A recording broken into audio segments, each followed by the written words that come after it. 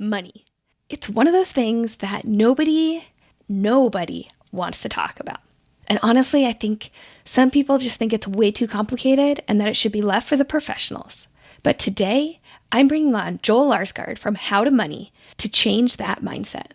In the episode, Joel discusses why being financially responsible is so important to life and also to live the life that we want. He also shares some simple and super actionable tips for you to become better with your money. Are you ready to get your financial ducks in a row? If you're interested in occupational therapy, this is the place for you. This show aims to explore our profession by sharing who we are and what we do. Because for us, occupational therapy is more than just a job. Hi, I'm Sarah. Welcome to OT for Life.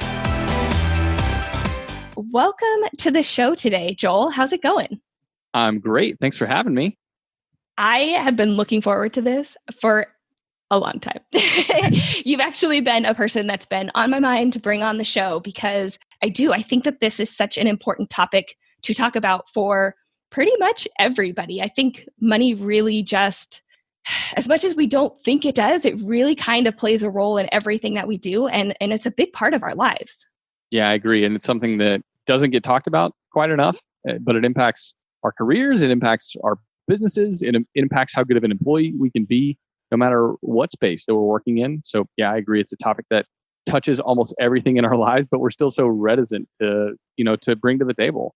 Mm-hmm. And I think a lot of times, especially when you start talking about money or finances or investing, you get this kind of just like this haze and like this fog of no, it's too complex. It's too difficult. I can't understand it. And I know initially, like when I first started working, I was kind of in that same mindset that I was just like, that's for smart people. I don't understand it. So I'm just going to make my money and that's about it. And I've learned that it doesn't have to be hard. It doesn't have to be complex. You can make it very complex and go deep into the weeds with it. But there are some also very simple and very easy things that everybody can really do to have an impact on their finances. Yeah, I mean, I think in some ways the complication is because certain people stand to benefit from making it complicated. The financial services industry wants you to think that it's more difficult than it is to save and invest well for your future. And so, I think that there are a lot of things that we can do as individuals to bring ourselves up to speed. And it's gotten so much easier because of the internet and there's so much information out there swirling around about personal finance that we can partake in and that we can easily access to bring ourselves up to the level where we can make wise decisions pretty quickly. And it's not nearly as daunting as it used to be. Mm-hmm. And yes, hopefully in this convo, we can demystify some of those personal finance topics that people find themselves potentially too scared to even think about or consider, and kind of get the ball rolling so people can go out on their own, start learning so they can make smart decisions. Yeah. And I think the big kind of important thing to note here is when we're talking about personal finance, it's personal. So we're going to kind of be talking about some big topics today, but it's really pertaining that to yourself, to the individual, to who is listening right now, and making sure that whatever you're doing with regards to your money is how it works for you and how it pertains to your life, and really just making it that personal connection between the money and not just, oh, so-and-so told me to do this, so I'm going to do it that way. It really has to be how you want to do it. Yeah, I think it can be dangerous to say wholesale, everybody needs to do this one exact thing because, yeah, you're right. Personal finance is personal. I think there are some rules of thumb. I think there are some things that some specifics we can discuss. But overall, yes, money is personal and you have to do what's best in your individual situation. But that doesn't mean that there aren't principles that we can discuss and think we can glean from a good conversation that can put the power in our hands to be able to make better decisions on a consistent basis. Definitely. So I'm wondering if you had just one tip, the very first thing that you would tell somebody who is either just starting to pay attention to their money or that they want to start to get better with their own finances, what would that one piece of advice be?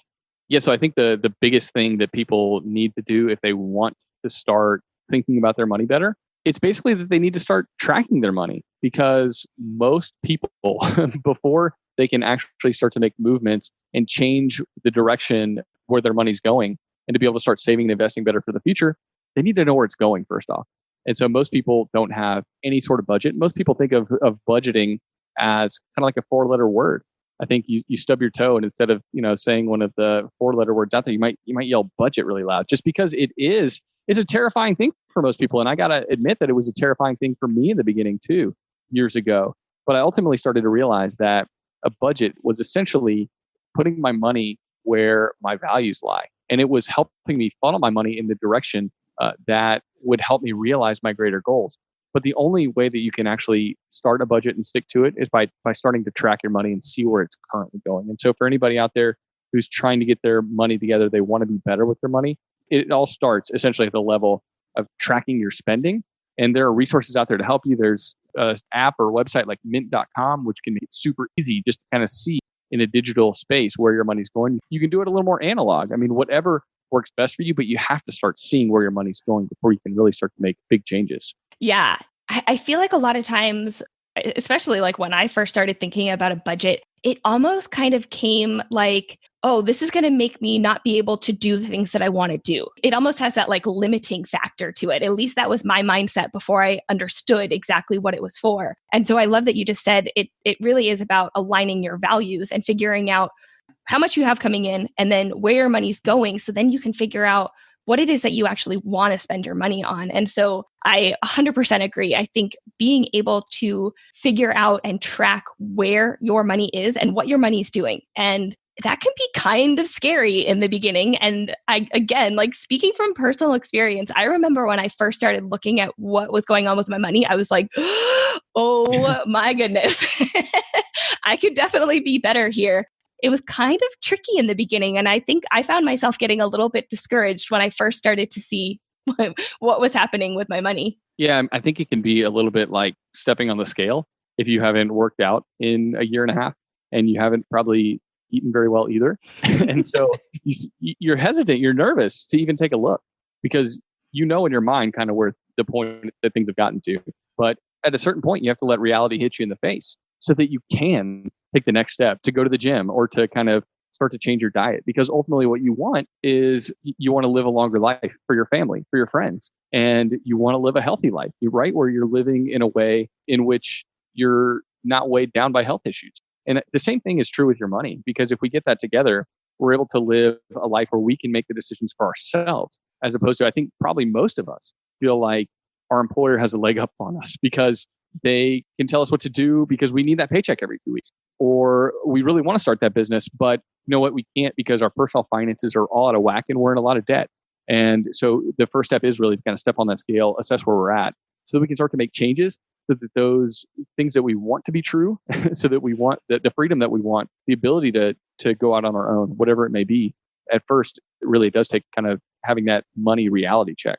Yeah. And I think specifically for the therapists that are listening right now, like we can almost kind of pertain it to our clients and our patients, that they come to us and they've either had some injury or some sort of traumatic thing happen to them. And we're starting from a low point. We're starting from a rough point. And the kind of global picture might seem, if they are bedbound, right? Like our patient is bedbound and they can't do anything. They're completely dependent on other people to help them do anything. Getting them to think like, oh, I'm going to be walking and driving a car and doing all these things later on can seem really daunting. But for us as therapists, we always think we have to start small. We have to take small steps to then hopefully have that just kind of snowball into bigger, better things that will happen. And I think that just applies directly right into our finances too. We start small. We have to kind of start from the bottom. You kind of have to pull back the covers a little bit and dig in to see what's going on down there, and then be able to say, okay, this is where I'm at. And that's where I want to get to. What are going to be the next things that I have to do in order to accomplish my major goal of getting better and kind of getting those financial ducks in a row? Yeah, just like anything else, right? It doesn't take a few days or a few weeks to kind of get our money in good working order.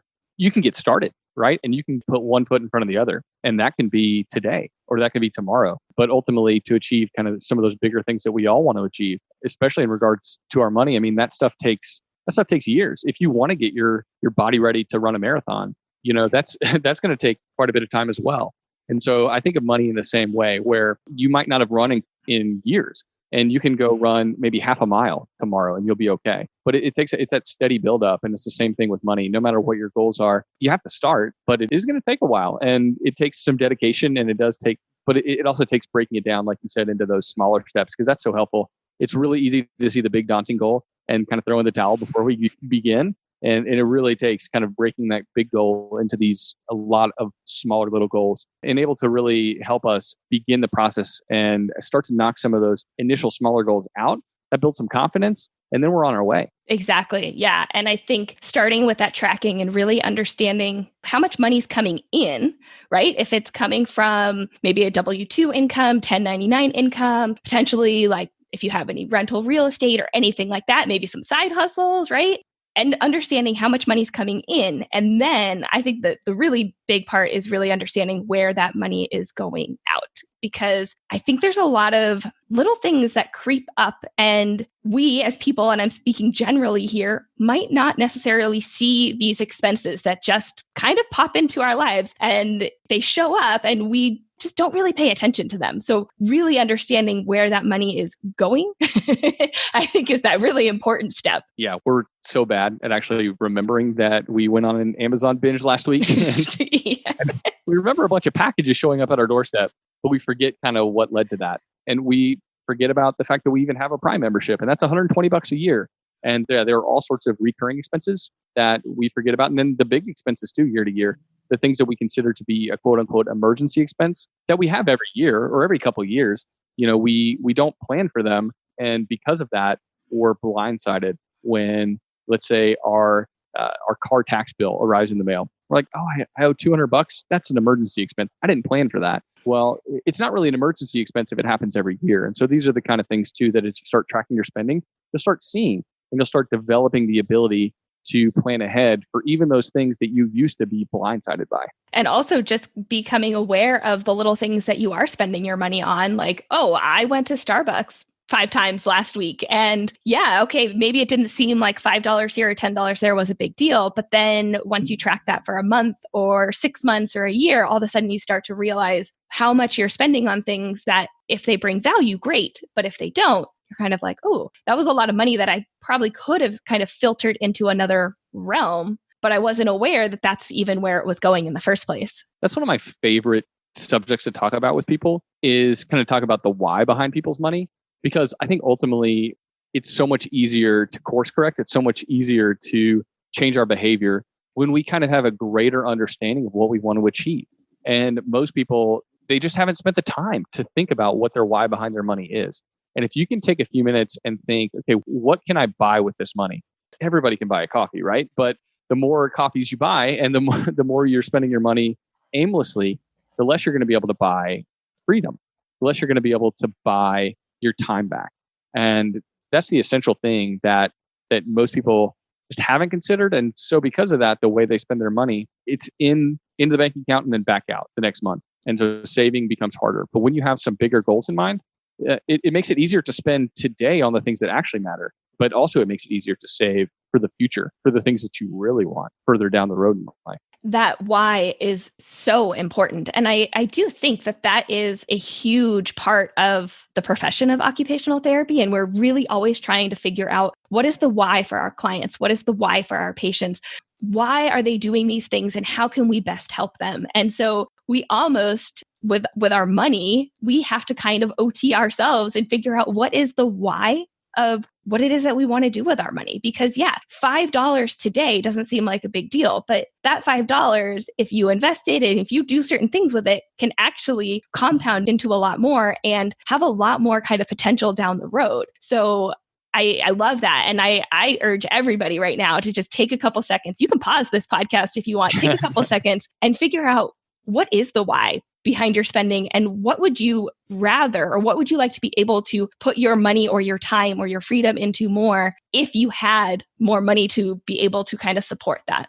Yeah, I think too, it's important to think about a few of the whys that we can prioritize right here and now, because some of the whys are in the future, right? It's creating a little bit more breathing room. It's having the ability to start our own business if we want. There's all sorts of whys, but I think too that we can prioritize 2, 3, maybe 4 big whys here and now. Like for me, craft beer is one of those things. I really like good beer. And You and me so, both. right? And so my buddy Matt and I, when we do the show, we drink a really good beer. And that's kind of to help people see that, yeah, we're saving and investing for the future, but also we're prioritizing something that we love here and now. It's not just about the sense of deprivation. I think that's the other thing that we can get from a lot of the personal finance gurus out there is you have to shut down everything that you love in order to pursue a decent future. And so, yeah, there are a few things that my wife and I, we've prioritized. One of them is we love local art and folk art. And so we buy at least one awesome piece of art every year it's completely unique and it brings us a lot of joy. And so I think if people can say, hey, these are the 3 or 4 things that matter right now while I'm saving and investing for the future, it makes it easier then to call your insurance provider or call a bunch of different insurance companies and save money on that. It makes it easier to shop your cell phone coverage so that you can save $100 a month. It makes it easier to do all these other things that are going to move the needle in a big way for your finances, but also allow you to kind of enjoy some of the things that you actually truly love the most right in the here and now.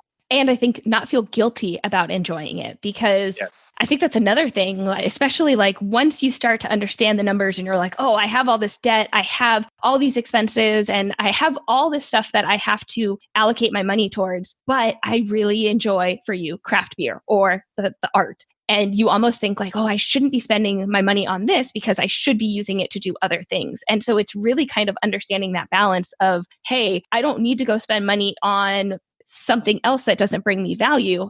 As long as I'm being smart with it, then I don't have to feel guilty about spending money on things that are important to me and actually bring value to your life. That's the great thing about having a plan, right? Is that you can write out, if you have a mission statement or a why behind your money, you can list out the things that actually matter to you right here and now. And then you have the budget that says, you know what? I'm going to actually put my money where my mouth is, and I'm going to funnel that money towards the things I actually enjoy. While at the same time, I'm going to deprioritize the things that don't matter to me. Maybe you are driving a nice car right now, but you say, you know what? When I develop my why behind money, the car didn't make the list. And I don't really care about the fact that I'm driving a 2019 BMW or whatever it may be. And so you might start making decisions that help you better achieve that why that you're going after. And that might mean getting rid of the car and hopping into a 2009 Toyota Corolla or whatever it may be. And vice versa. I mean, there are people that really, really prioritize driving a nice car. And I think that's okay. Everybody's why is different. And it's not about deprivation, but it's really about finding out what your why is, what you want to achieve in your life, because we've all got a limited amount of hours.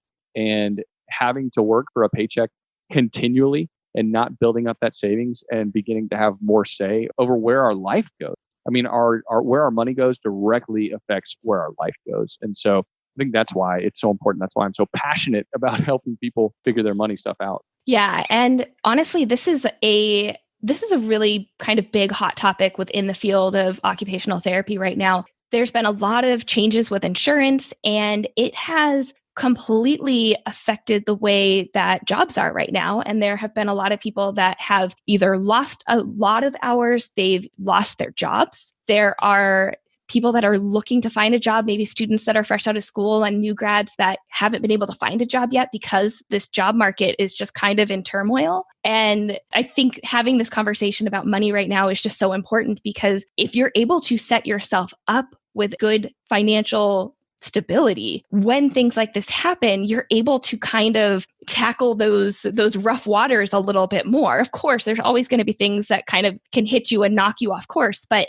being able to have that financial backing to give you a little bit of relief of, I don't have to worry, I have an emergency savings plan, or I have things in place. That's why I'm like, oh, I'm so excited to be jumping into this, because I think a lot of people will get value out of what you're saying and this mindset and the values, and really just kind of figuring out how to make money work for you rather than people just trading in their time for their job for money. Yeah. And the more money that you have to back you up, the emergency fund that you haven't started yet that you can get going on this week, right? Or building that extra cushion, and you've got the emergency fund, but you need more savings in order to help you fund your business. Whatever it is, wherever you're at, that increased amount of money that you can build into your life through cutting out the extra expenditures and saving more, it adds that resiliency into your life, right? That you can handle whatever comes your way.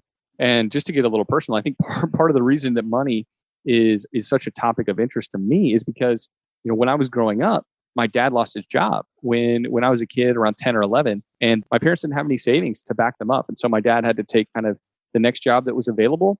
And he's kind of been in a difficult position when it comes to work ever since.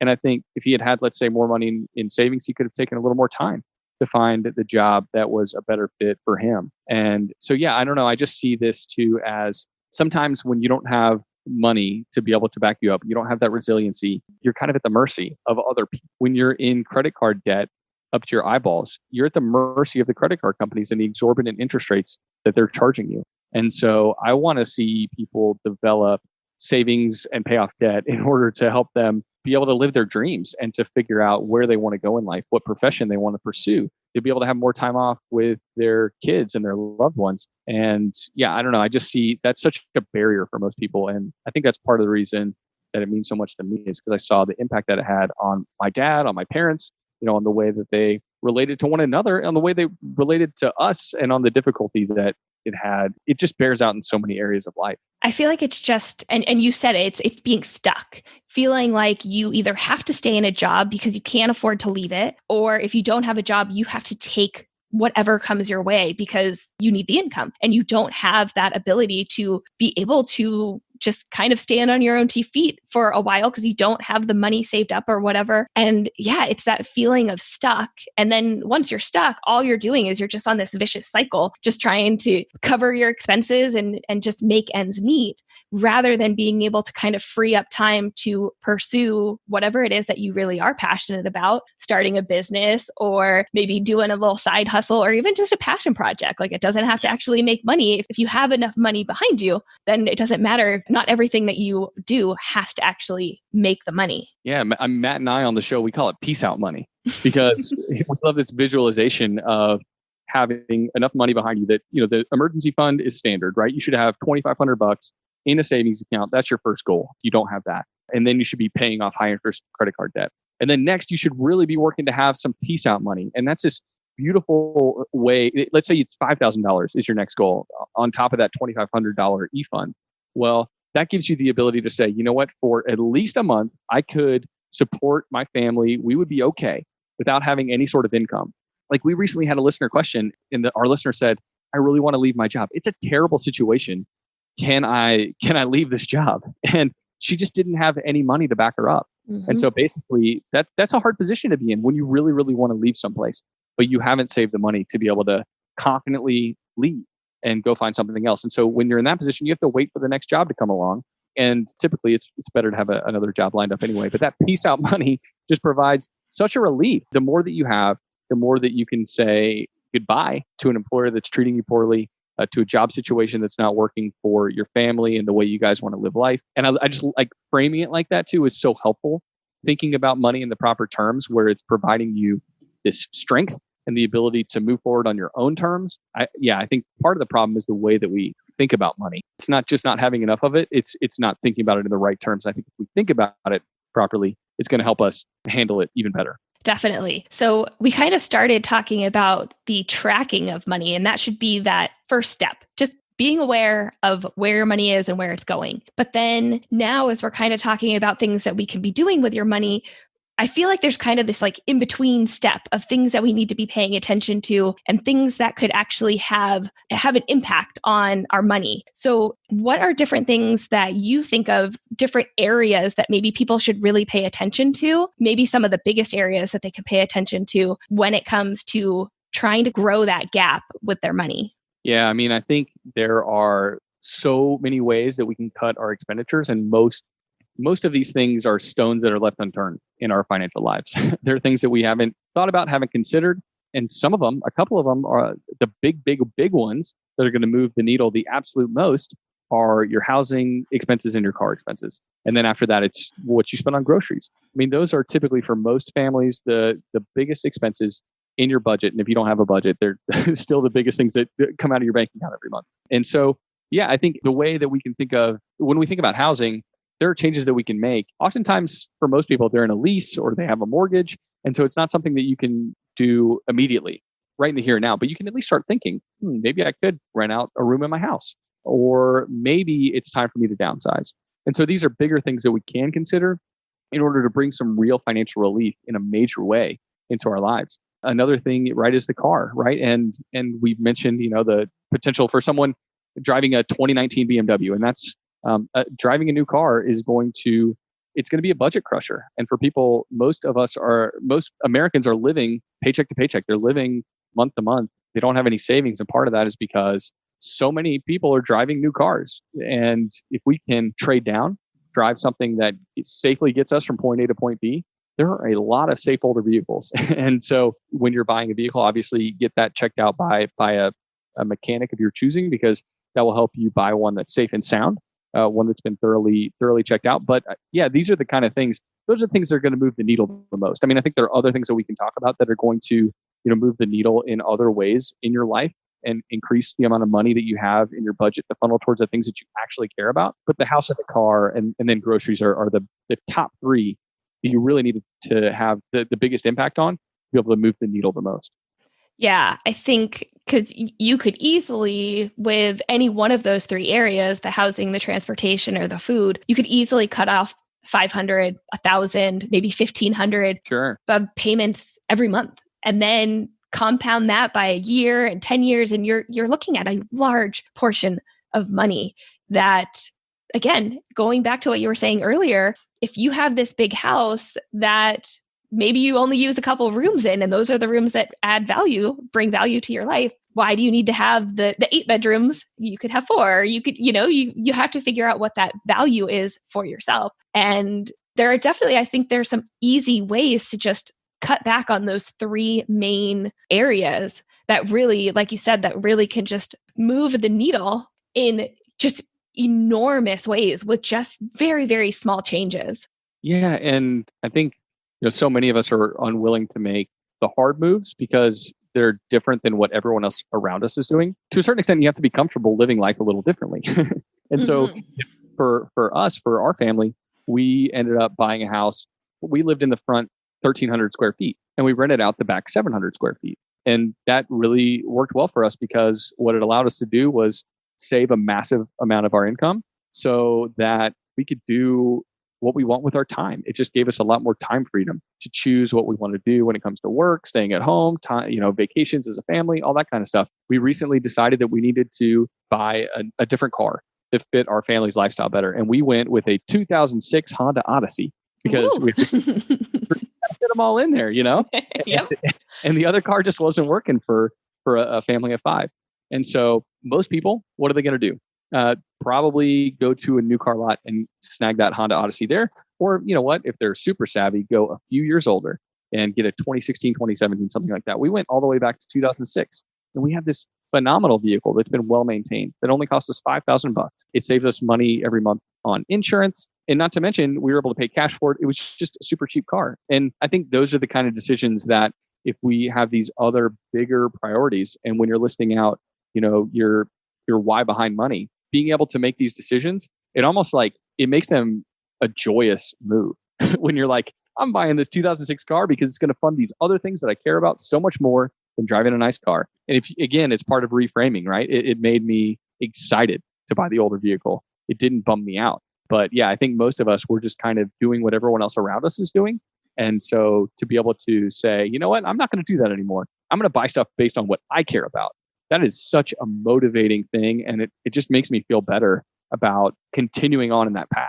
And I feel like there's kind of this feeling of, I deserve this. I worked my butt off in school and now I've graduated and now I'm starting my first real career job. And I deserve a new car. I deserve a big house. I deserve whatever that fancy expense is. Or for the people that maybe have been working for a few years and all of a sudden they get a big raise. And it's like, well, now I am the manager of the rehab department. I deserve whatever it is. And treat yourself. Exactly. And it is hard because yes, we all deserve to have nice things, but it is really trying to kind of reset your brain to say, wow, okay, well now I'm making more money. What can I do with that money? How can I make that money work for me rather than me just having to continue to work to pay off now all these larger expenses that I have? Yeah. So recently I've been reading this book by Joshua Becker about having a minimalist home. Mm-hmm. And I'm not really a minimalist by nature. I have all sorts of art up on my walls. I like kind of little tchotchkes and stuff like that. So I'm not really a minimalist, but I really appreciate his viewpoint. And I think too, the more stuff that we bring into our lives, the more it's mentally draining, and it also drains our bank account. And so the more that we can think a little more minimalistically, as opposed to how much more can I add to my life? Like, so the other day I had this experience, and part of it's based on, reading Joshua's book, but also just kind of just doing a lot of thinking about what I bring into my life. I bought this awesome backpack. It was like $200, and it's this great travel backpack that I was super excited about. But I ended up, I probably should have thought about this on the front end before I even bought it, but I thought about it on the backside at least. And I said, I've got a great suitcase, and this backpack is really cool. I don't need it in my life. And that's $200 that can go towards other things that I prioritize way more than this. And so, yeah, I think so much of it comes down to intentionality and thinking about the things that we purchase before making the decision. And also just realizing that the stuff that we have and that the more that we bring into our lives, it actually brings a lot more clutter.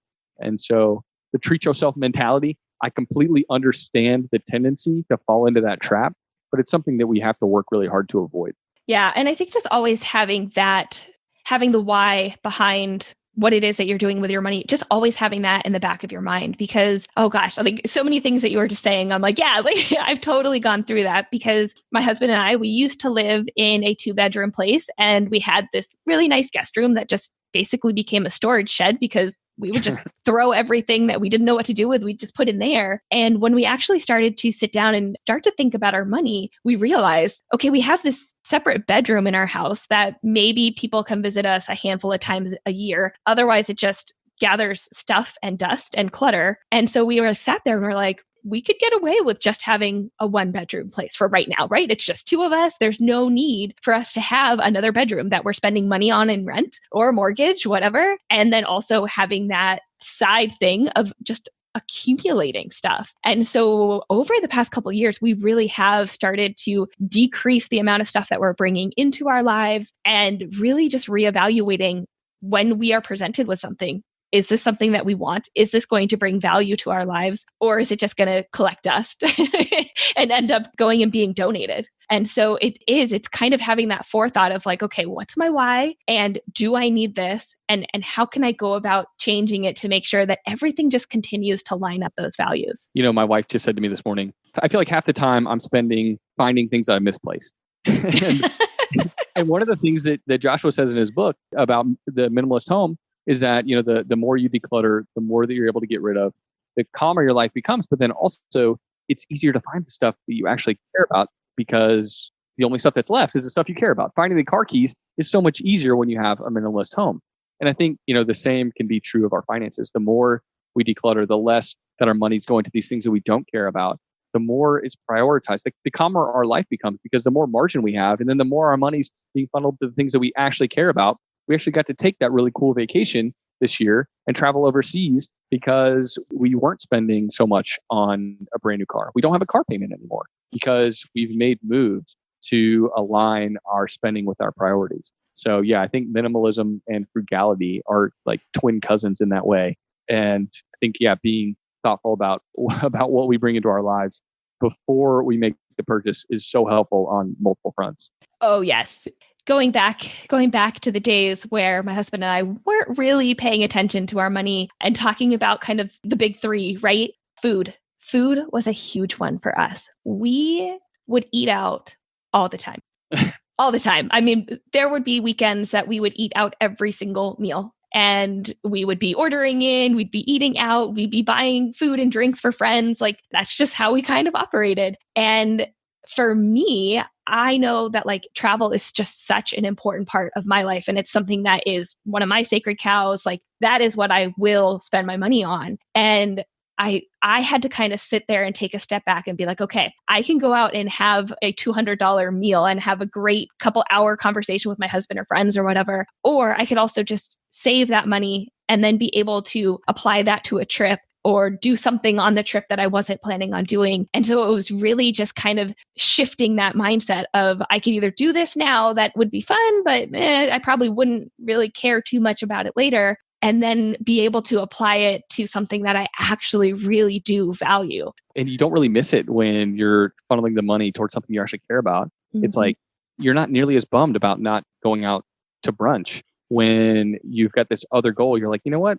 Yeah, it stinks to miss brunch, but I'm funneling it towards that Thailand trip. So who really cares? And by the way, another thing I wanted to mention really quick, talking about eating out, you know what's even worse than eating out now? It's Grubhub and Uber Eats and like ordering. Oh, yes. Oh, yes. When you look at the percentage increase on the overall price of your bill for that food, when you order it and have it delivered, it's astronomical. So I would encourage people to, if they really, really do want to eat out or want to pick something up to have on a Friday night or something like that, don't Uber Eats it. Just go pick it up yourself. Yeah, unless there's some like unforeseen reason that you really can't get there. Yeah. Right. Yeah. And I think specifically like talking about food and the food expense, really eating in, cooking your own meals, meal prepping, especially as we're talking to busy therapists out there, planning your meals. So when you are busy, or if you have a couple days, or if your entire work week is super busy, taking time on the weekend or taking time at some point during your week to plan out your meals, plan out your shopping. And then you said this in the beginning, it's having a plan. It's having a plan with our money. Now it's having a plan with our food. So then we are not spending as much money because we have the plan with the food. So it really is just being more aware of everything that you're doing and how that pertains to money. Yeah. And we just had an awesome interview with Beth from Budget Bites on our show. And what a really, really cool lady. She's basically, she is obsessed with helping people save money on their food. And she has these amazing recipes up on her website. There are so many ways for people to save money on cooking food at home. And so many of the recipes that she has listed out are super simple. Like they're so simple that I could make. And that's a high bar to cross, right? Because I'm not a very good cook at all. But yeah, the more, and I think too, you're right, when we have busy lives. And so the more that we can batch and think ahead, I take a simple lunch. Like I never, ever go out to eat for lunch. And I take a simple lunch every day. It's almost the same. And maybe it's boring, but at least I know like it takes me a minute to pack it in the morning. It's usually carrots and almonds, or it's apples and peanuts or something like that, right? It's very, very basic. But for most of us, it's super efficient and it's super cheap to be able to make our own lunch. And I think in particular on breakfast and lunch, those are the easiest meals to make super inexpensively. And maybe, you know what, then you feel like you can spring for, a nicer a steak or something like that for a nice meal for your family. But I think, yeah, breakfast and lunch are the easiest ways to massively cut back and lower the expenditures on food in your life. And I think, yeah, even just, it is the big things like we mentioned earlier too, right? It's the car and the house. Like those are the biggest things that move the needles.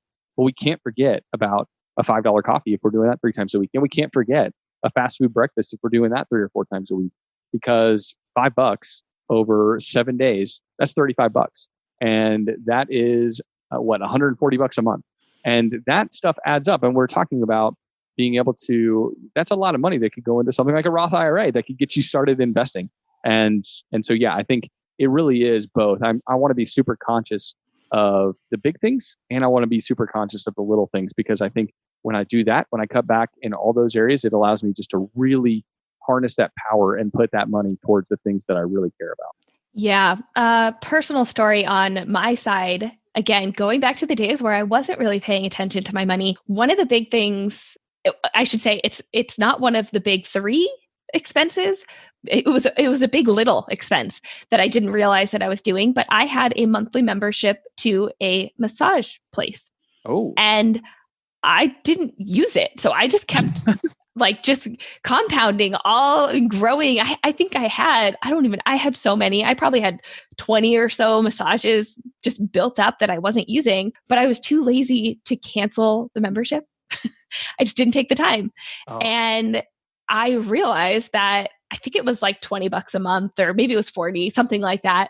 Didn't seem like all that much at the time. But once I started to become aware of that, I was like, I can't believe that I've really just been throwing away that $40 every single month on something that didn't bring value. And I was just honestly too lazy to cancel. Yeah. I think, we do that. Let's say we do that with streaming services too, or Amazon Prime. Either we're falling into one of 2 traps. It's like, I already paid the $120, so I'm going to use Amazon as much as possible. And we do that and we spend too much. Or it's like we pay for it and we're not using it. And because of that, we're just throwing away money. And so, yeah, we really need to become hypercritical as we're starting to assess where our money goes and really, yeah, make those cuts. There are services out there, by the way, that will help you, that will assess your spending, and they'll say, hey, here are some recurring items in your budget that you can get rid of, and we can help you get rid of. And one of them is called Trim, and I forget what the other one is off the top of my head. But actually, I would say do it manually, because those services want to take a cut of your savings. So they want to take usually 40% of what they're able to save you. Yeah, if they're able to cut your internet bill or cut your cell phone bill, they want to take a portion of that. And so I would say, no. These are things that you can do yourself. It's not that hard. And but be vigilant about those recurring expenses in your life. Knocking down 2 or 3 of those out of your monthly budget can mean a huge savings. It can mean a lot more back in your bank account every month. Yeah. And something that I've realized, I think over the past couple of years, is it's okay to cut too much and then add back in. And there have been times that my husband and I have gone very minimal and we've cut back a lot. And then all of a sudden we're like, ooh, you know what? We really value going out to dinner once a week. All right, let's put that into the budget. We can plan for that, and then it's okay. And so almost just kind of like cutting out a lot and then realizing what those really important things are, it's okay to add that back in, and it's okay to spend the money on that if that's what you truly value. But sometimes you might not even realize that you don't value something until it's completely like removed from your life. Like absence makes the heart grow fonder. Yeah. But sometimes you got to realize the absence and you actually have to give it a shot. And I think, this can be, feel free to let figuring out your money stuff be an experiment in progress. You don't have to have it all figured out, and you don't have to make every move correctly. But the more you're willing to experiment and try and ditch Netflix for a few months and see if maybe a side hustle that allows you to tap into some of your interests that you don't get to exercise in your day job is what you'd rather be doing with your time. I mean, there are all sorts of ways that you can let this be an experiment. It doesn't have to be this fine-tuned machine. And you can add stuff back in, you can take it back away. But really, more than anything, if those things that are recurring expenses that you allow in your life, just make sure they're moving the needle for you and that they're worth it. And I think that's the problem, is most of us are just, we have these recurring expenses and they're not things that we've thought through very well. We allow them to be there, even though if they were gone, we wouldn't think about it for a moment. But it'd be so much better if we had that money, in our bank account every month. Exactly. Yeah. So, okay. So we started with knowing where our money's going. Then we were talking about kind of the big 3 expenses and things that we can start to pay attention to and start to adjust or eliminate, decrease, anything like that to start to grow the gap with our money. Now, for people that have been doing that a little bit, now that they're starting to see kind of that money pile start to grow, what would be kind of simple things that people could start to investigate, just start to look towards different avenues of where to put their money and what to do with their money? That's a great question. I mean, I think there's, as your saving starts to grow and you get beyond just having that emergency fund, that really needs to be in a savings account, right? And hopefully in an online savings account, because the big banks, they don't want to pay you anything for your savings. They want to pay you 0.01%, which is essentially nothing. And there are some great online savings accounts out there. So I would say stash that emergency fund in an online savings account where they actually want your business and they'll pay you for your money. You typically get 1.7, 1.8% right now. So I would suggest doing that. And then with the money that you have beyond that, a lot of people are going to point you towards investing in the stock market right away. And I think that's a great place to go. But the other thing to consider, especially if you're younger and you have a lot of other things you want to do, is investing in yourself. So continuing to build on the knowledge that you have. Maybe it means going back and getting another degree. Maybe it means going back and just taking some classes so that you can feel more proficient in your field. Whatever it is, I would say investing in yourself is important, because that can lead to more income down the road, which leads towards more ability to save and invest. So that's something to consider. But then, I think investing in the stock market is a great way to go. And it's really easy. If you wanted to become a real estate investor, there's a lot of stuff that you need to figure out before you pull the trigger on that. It's a lot more complicated. But investing in the stock market can be really simple. And if you have a 401k at your job or 403b, then investing up to the match is really important in low cost, well diversified funds. And then opening up a Roth IRA through a company like Vanguard or Fidelity or M1 Finance or Schwab. I mean, there's these great companies out there.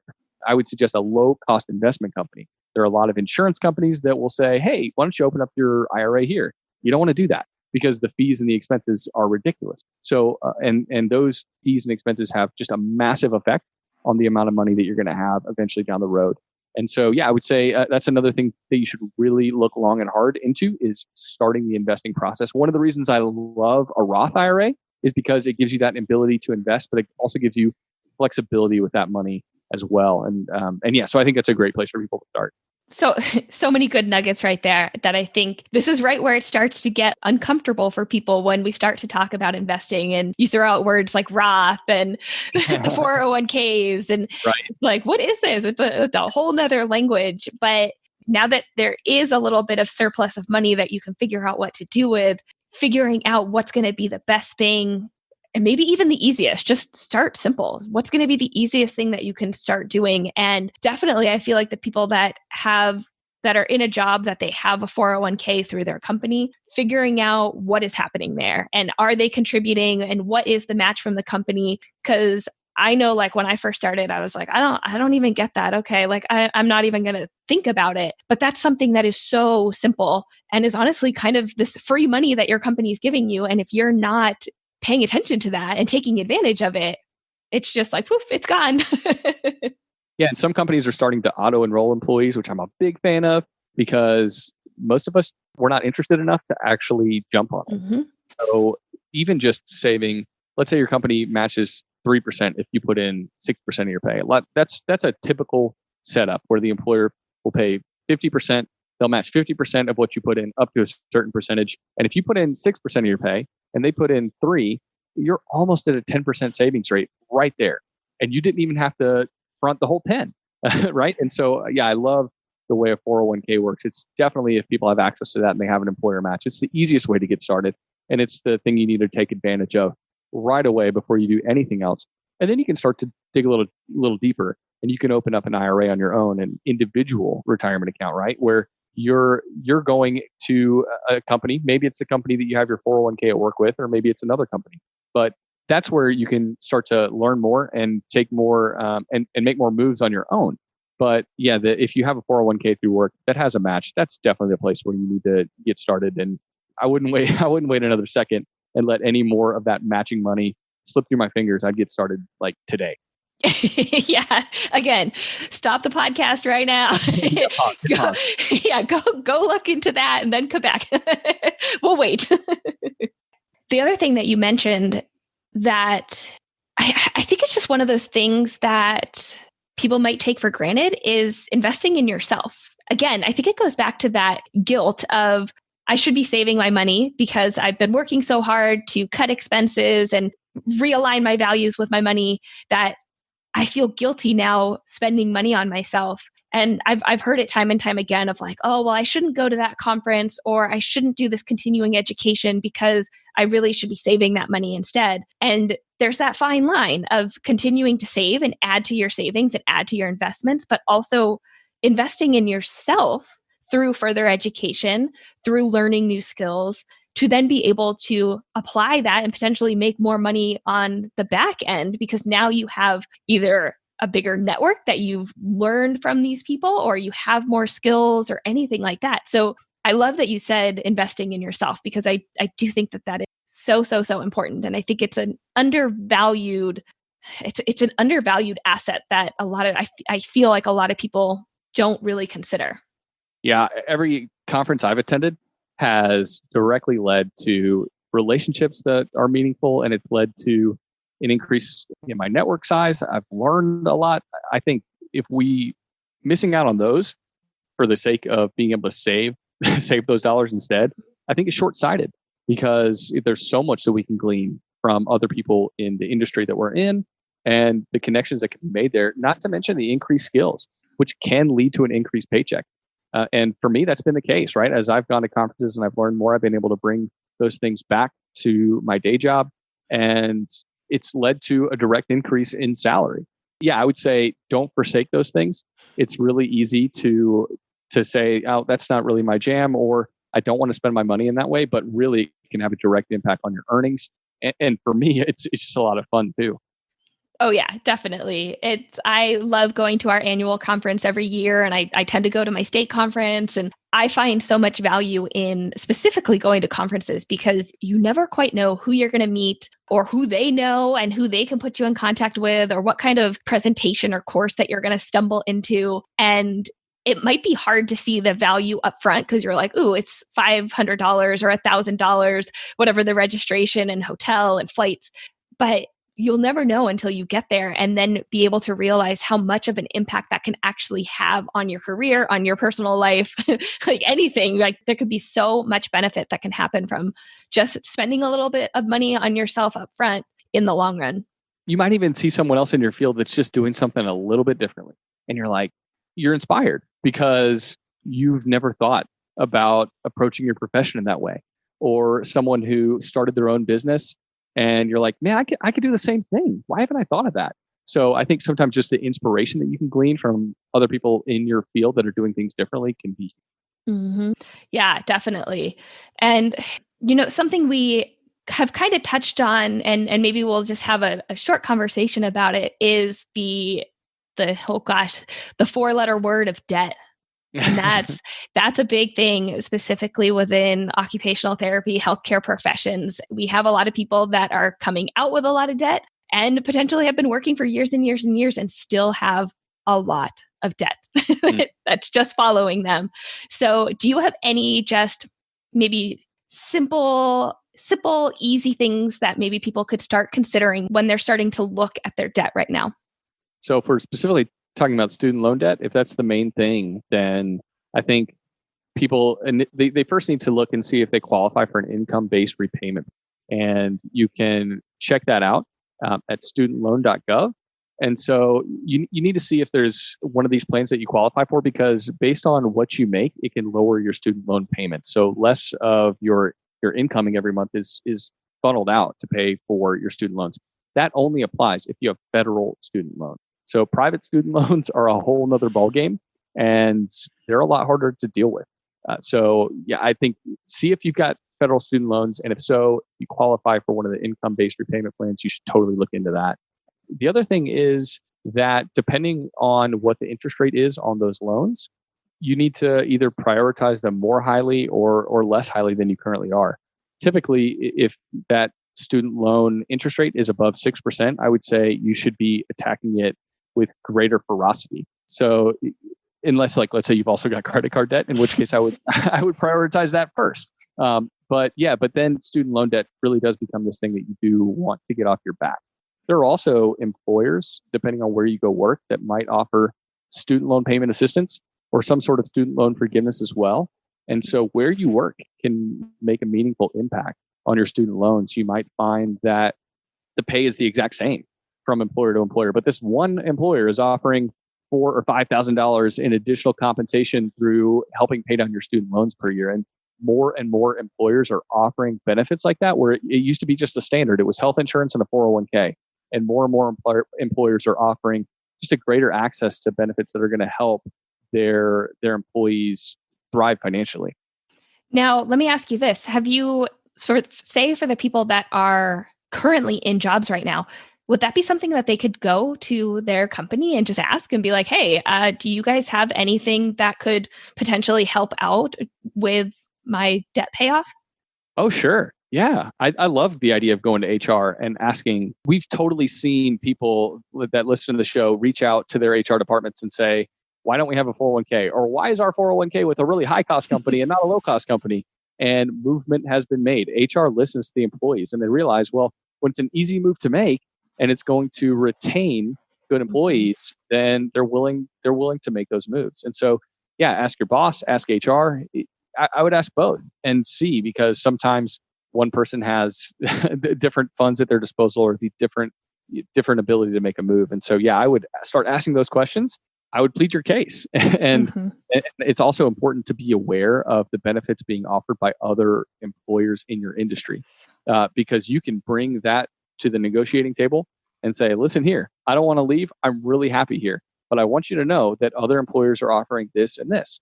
Or if I were to leave, I would get a $5,000 pay raise. And so sometimes you can use that to your advantage. It's not a way of of blackmailing your employer. It's you want to negotiate in good faith, but those are things that you should definitely bring to the table. And there are ways that could help you pay off student loans faster or just get a raise more quickly too.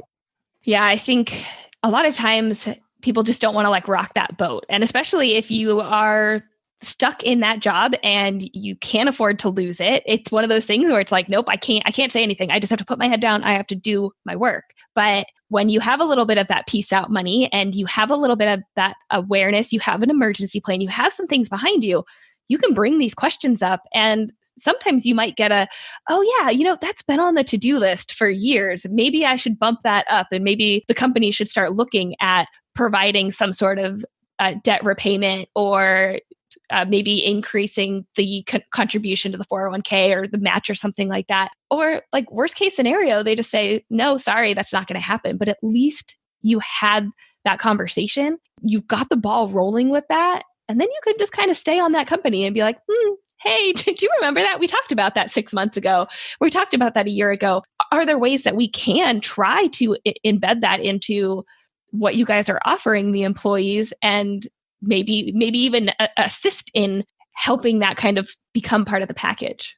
Yeah. And so much of it, I think, is in the way that you approach your employer. And it can be, you can do it in a terrible way that makes them, want to abandon the conversation immediately, or you can come to them with some facts and with some facts based on your performance too. So with an understanding of the other opportunities and the other benefits that are out there in the marketplace, and also knowing what you've been able to do for the company, how you've been an asset, how long you've been there. These are the kind of things that you can bring to the forefront in order to, because like that's one of the main costs for employers too. Losing an employee, having to find a new employee, the turnover costs, the hiring costs associated with finding someone else in your field, that's a big pain. And so the employer would say, okay, well, this person, I wasn't planning on paying them an extra $3,000 or $4,000 or helping them put money towards their student loans, but you know what? It's better than the alternative, and they're a great employee, and I want to keep them. And so, yeah, I think there's all sorts of ways that you can approach the conversation in ways that you can kind of align your interests, as opposed to just begging for something. You're aligning the interests of your employer and yourself. Yeah, of course. So I want to segue a little bit into, I actually have some questions from my audience that I'd love to just get your opinion on some of these things that they asked when I told them, hey, I'm going to be talking about money. What kind of questions do you guys have for my guest? So I got a question from Claire, and she wanted to know if you have any advice or any tips on how to budget with a variable income month to month. So a lot of us therapists, we might be working per diem, hourly, and so we might have a general idea of what we're going to make, but it's going to fluctuate a little bit. So do you have any just tips or advice for people that might not know specifically to the dollar how much they're bringing in each month? Yeah, variable income makes things harder, that's for sure. I would say to look at your low months, let's say you go back over your past 12 months of what you're bringing in, and I would try to budget according to an average of your 3 lowest months, and that way your max outgoing, doesn't go beyond what that average of your lowest 3 months of income is. I think that helps to ensure that you're never going to be, your spending is not going to be overblown compared to your income. And at the same time, I think for folks with variable income, the biggest thing is to have an even bigger safety net, to have even more money in savings. Because if I know what my paycheck is in 2 weeks, it's, obviously there are things that can happen, right? I could get laid off. There's all sorts of things that can happen. But, if all being equal, I know that I'm going to have that money sitting in my bank account in 2 weeks' time to be able to pay whatever it is that I have to pay. But for folks with a variable income, it might be another month or month and a half until you get that paycheck, although that paycheck might be a whole lot larger. And so the more money you can have in reserve in that high yield online savings account, the more effectively you're going to be able to plan for the future, the less you're going to have to resort to a credit card in a pinch. I would suggest basically spending more of your time building up that additional money in savings. I like it. All right. Question number 2. I know we've kind of talked a little bit about the investments, but I had Alexis ask me, what are your favorite investments? Ooh, my favorite investments. I love investing in real estate. That's my favorite investment. I really love buying just low cost index funds that mirror the market inside of a Roth IRA and my 401k. I love to use the slow and steady progress of the American economy to my advantage. But I really love real estate investing because I'm a complete novice when it comes to architecture and stuff like that. But I live in this neighborhood with a lot of 1920s homes. And so I'm obsessed with kind of how cool and quirky and unique they are. So I love buying stuff nearby around me. I own basically five homes nearby, and I self-manage, and I love kind of interacting with the tenants. And not that it can't be a pain sometimes, but for the most part, it's so fun building that portfolio. And it's more interactive way of investing. And I really like it. And it's not for everyone. And it's certainly, there's a lot more lift. There's a lot more individual attention required when you start real estate investing. But I really like doing that. All right. Number 3, ready? Ready.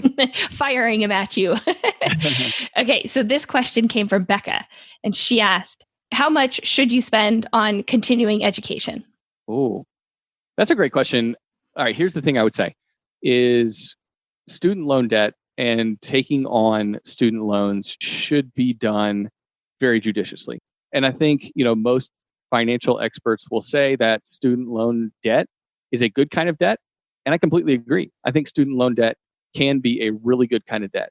But I really do have to emphasize can be, because I think most people, and the reason we've gotten ourselves into such a unique crisis-like situation in the United States, with just people having way too much in student loan debt, is not doing it judiciously and not thinking about the kind of debt you're going to take on. I think there's so many ways to get your advanced education, to take those classes for free or for cheaper than there used to be too. Some states are offering free education for people that meet certain criteria. I would just hesitate before taking on lots of student loans. I would attempt to save up and pay in cash. But yeah, just be really thoughtful about the advanced education you're going to pursue. If you're also too, it's really important to know if that advanced education is actually going to lead to an increased income. I have one friend who went to school until she was essentially like 36. And then she realized after all the education that she had that it wasn't going to lead to a meaningful salary. And that's just a really hard place to be in. And so I think you have to be really careful before you start to pursue school that's going to leave you further and further in debt. I'm not against it, but be smart about it.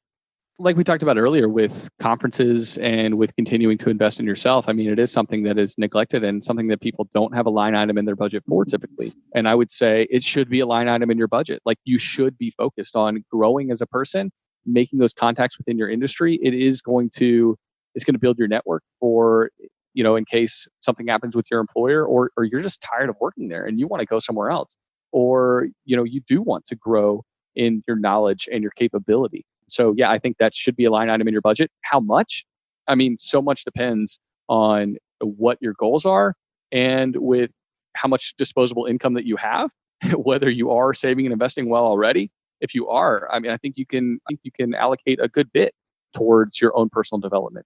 And if you haven't started to get those bare bones, the savings account and the peace out money and some basic investing, at least hitting that 401k match. If you're not doing those basic things, start there first. But really, yeah, you should prioritize your own development. I think that has a lot more impact. And sometimes it's a little more nebulous. It's hard to tell. It's not this thing that immediately corresponds to an increase in income.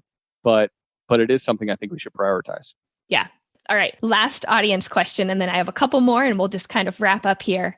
And the last question comes from Miranda. Do you have any tips? So if somebody is maybe wanting to start a side hustle, start a business, and they want to approach that kind of beginning period where you're starting the business, where you probably aren't bringing in any money and you're investing money into getting it going. Any tips about how to do that in the most financially wise way?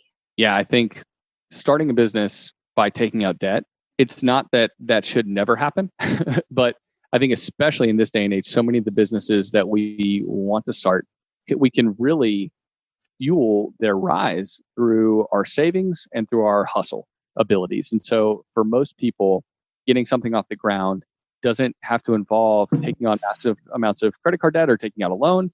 I would just be really careful. If it's something you really feel passionate about, it should be a line item in your budget where you're able to start funneling that money towards building that business. As much as you can bootstrap it and move, slowly but efficiently along in the process, I would do that. But yeah, I think for a lot of people, a side hustle can be this great way of finding some fulfillment and finding some side income. There's a big difference between a side hustle, in my opinion, and a side job for extra income. Mm-hmm. The side hustle is often going to pay you less for quite a bit of time, but it's got more upside. And it's also got more of an enjoyment factor. It's very, very different than just going out there and driving for Uber or Lyft on the side 10 or 12 hours a week.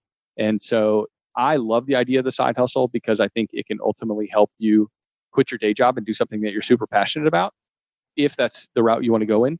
But yeah, I think so much of that is personal, but more than anything, I mean, I'm pretty debt averse.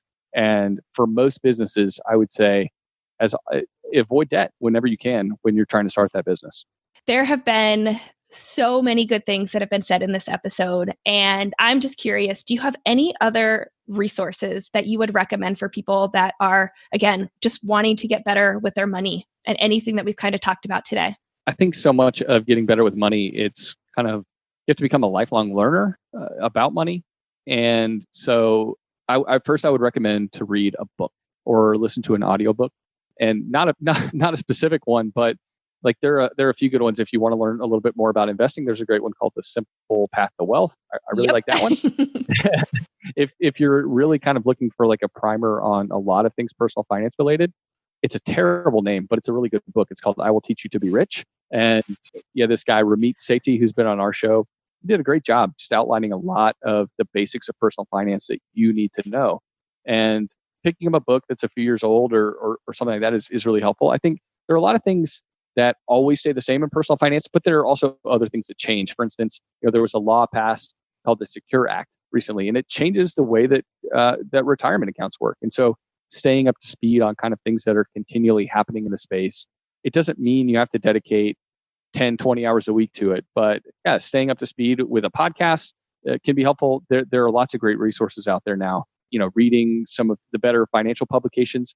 I love reading Kiplinger or The Economist or stuff like that. I love kind of staying up to speed on what's going on around the world when it comes to money and personal finance.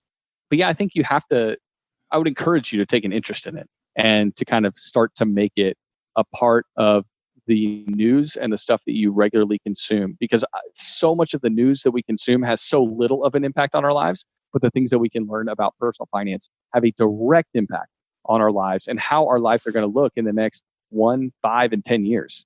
Yeah, I'm definitely going to link to everything that you just mentioned as far as resources in the show notes. So if anybody wants to check that out, you could find links to everything there. If people want to hear more from you, hear more deep dives into some of these subjects, because I know we just kind of scratched the surface on this whole personal finance world today, where can they find you?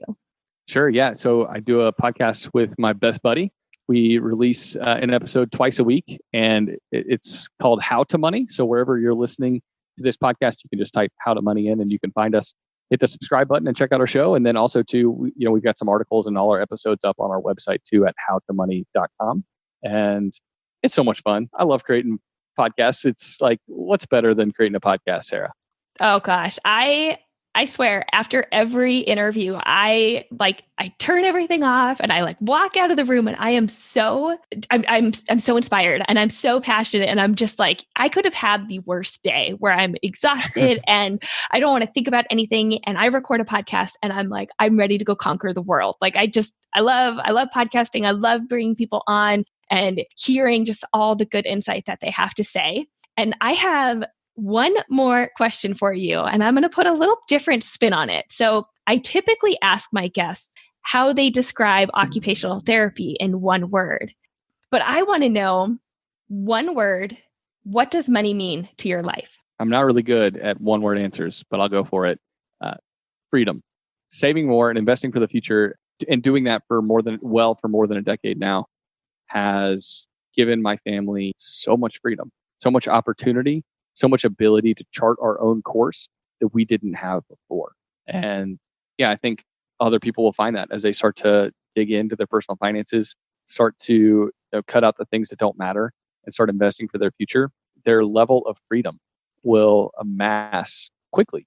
And it starts out small. It's like the freedom to be able to take a vacation that you didn't think you could afford. And it really amounts to being able to quit work if you don't like your employer. I mean, it really does. As you start to save and invest well for the future, it has a massive impact on the freedom at your disposal and the decisions that you can make. I love that. I think that just rings true to so much, that just having freedom and being able to do what you want with your life and live your life the way that you want to. And starting with the money, starting with the finances, and then being able to build out the life that you want is so powerful. Yeah, I agree. Well, I cannot thank you enough. This has been amazing, and so many wonderful gems of information that are just simple, easy, actionable things that people can start applying to their lives and their financial lives right away. So thank you so much for coming on the show and chatting with me today, Joel. Yeah, thanks so much for having me. It was a lot of fun. Hey, before you go, I just wanted to say thanks for listening to today's episode. If you want to further the discussion, go to our website, otforlife.com, and join our Facebook group. If you like us, here are 3 easy ways to let us know. 1, share our podcast with a friend, colleague, or anyone interested in occupational therapy. 2, leave us a review on iTunes or anywhere this podcast is found. 3, subscribe to us so you don't miss out on any upcoming episodes. Thanks again. We'll catch you next time, OT for Lifers.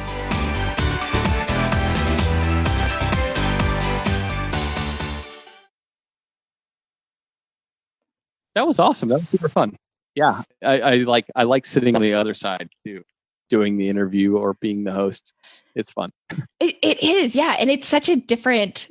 It's like a different skill. Oh yeah, I mean I love doing it. It's always fun. I like talking about money and hanging out with my buddies, and this was a chance to do both. So yeah, let me yell at Ray in case he wants to come in. Hey Ray, he better give me a beer. He's probably drinking already, isn't he?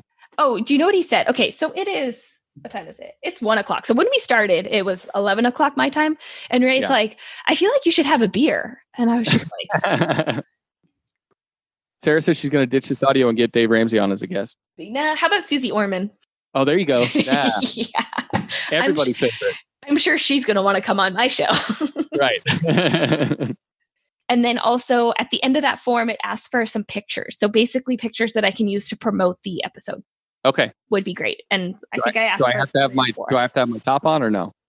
Yeah, it's fine. Okay. You know, I'll give you one of both. We talked about like taking off the cover. So yeah. Yeah. Mm-hmm. Perfect. Okay. Mm-hmm. All right. I'll just make it out then.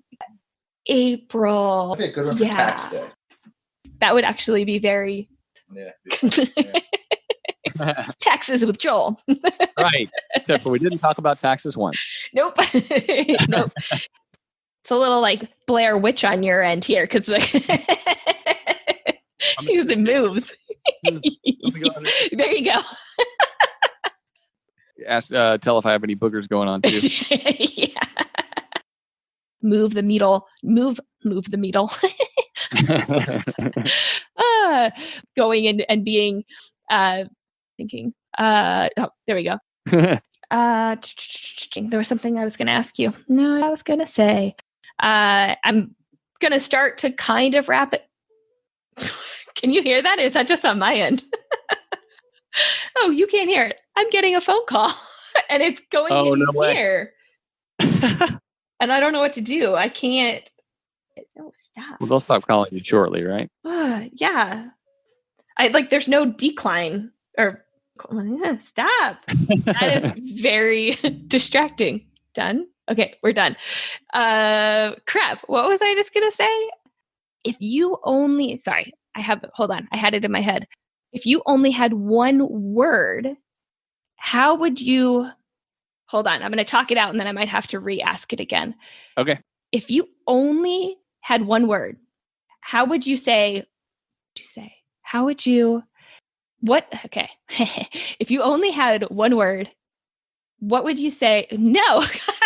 Now I can't even get through the last question here.